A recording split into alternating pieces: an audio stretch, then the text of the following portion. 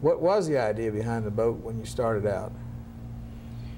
Well, it's like Cliff Jr. told you, the price had to be kept at $50 or less so that a gentleman and his son could build this boat in his garage or carport. And that was the solution that we got to, was to build the boat smaller till it got to the right price. Oh, it was a budget boat from the very start. Well, it has a blunt bow on it. Does that have any significance? Yeah, it was made out of a short piece of plywood instead of the long piece, and the price of the boat was pretty different on that account. So the early boats were made out of plywood entirely? Yes. Was there any trim work on them? Very little.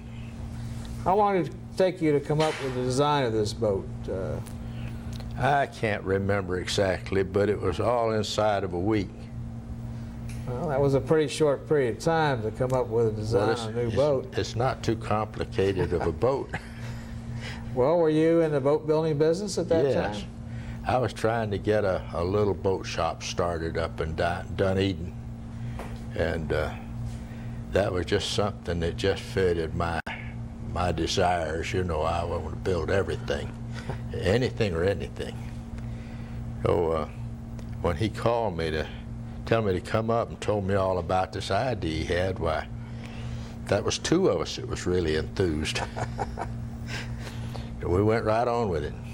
How many prams do you think you built over the years? Oh, golly, I really couldn't tell you. It must go into the hundreds.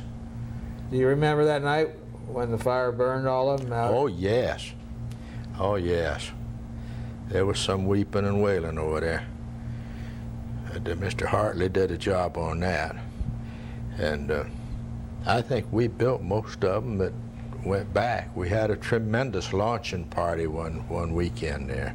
I remember the city pier was literally covered with brand new prams. Well, that was a pretty sight. What do you remember about Cliff McKay Sr.? Well, he was a professional in the sense that he could talk to a group of people better than anybody I've ever met. And he was persuasive and knowledgeable about what he's talking about. And it didn't take him long to buy those people up with that program. They just bought it lock, block, and barrel. They took it all, and they went right on with it. I can't believe, because later when I joined the club, it seemed like every little thing required a tremendous amount of argument. But when he got there, he had that all straightened out in about 2 evenings. So my hat's off to Major McKay. He was just a really great promoter, that's all. And he had the idea all straight goods, you know, and it worked just like he said, the whole bit. What about Ernie Green? Well, now Ernie, he jumped on that program, and I believe he worked every minute of the rest of his life that he had a minute to spare. I believe he was working on that Pram program.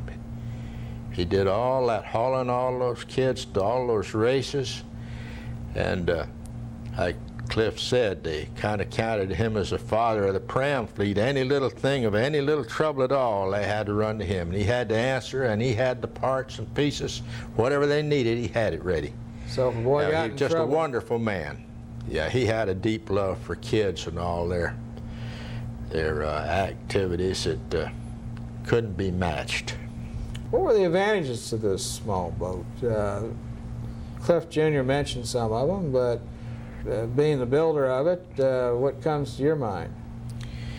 Well, of course, it was kind of like I was the mama of it. Not the papa, but the mama. I produced them. And it had a lot of laughs connected with it.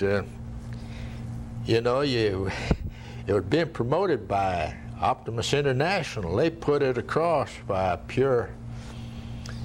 all those fellas driving and talking it up. But there are lots of boats I suppose are better, but it fitted the need at the time, price-wise and performance-wise, and I'm proud that it went as far as it did, as well as it did.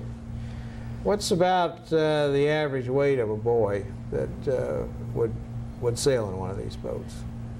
Well, gee, that's a hard question. You know,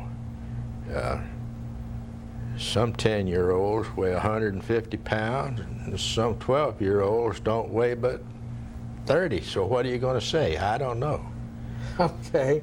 Well, I'm sure that each boy, you know, got to a point someplace along the way where he felt like he was too big for the boat.